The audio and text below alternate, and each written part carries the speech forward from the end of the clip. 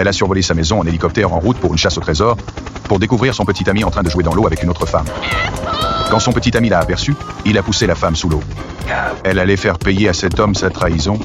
Elle a dirigé son hélicoptère vers eux, s'est maintenue en vol stationnaire au-dessus d'eux et a disloqué la piscine avec le flux d'air. Son petit ami et l'inconnu ont été emportés par l'eau.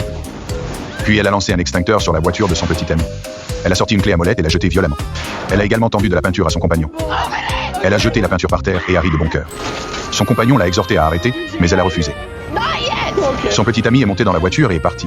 Elle a pris l'hélicoptère à sa poursuite. Leur poursuite a semé le chaos sur la route. Les policiers de la circulation en poste au bord de la route n'avaient jamais vu une telle scène auparavant. Elle a percuté l'hélicoptère contre la voiture de son petit ami. Après plusieurs collisions, elle l'a contraint à s'aventurer dans la nature. Elle a accéléré jusqu'à se placer devant sa voiture, a ajusté le manche de contrôle et fait pivoter l'hélicoptère, soulevant un immense nuage de poussière. Son petit ami, incapable de voir la route, a percuté les herbes en bordure et est tombé dans le coma.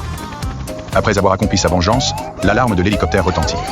Elle manœuvra l'appareil pour une descente en douceur et atterrit avec succès. Les yeux de son compagnon s'écarquillèrent. Les policiers la poursuivaient par derrière. Elle fit un dernier baiser à son compagnon et sauta de l'hélicoptère. Elle traîna son ex-petit ami hors de la voiture et l'envoya au sol d'un coup de poing. Elle démarra la voiture et reprit sa route, mais son compagnon était déjà tombé amoureux d'elle, lui donnant ainsi un nouveau petit ami. Ce nouveau petit ami lui remit la précieuse clé du coffre au trésor. Ils visaient à être les premiers à atteindre le coffre et à l'ouvrir. Cependant, plusieurs concurrents arrivèrent en même temps qu'eux.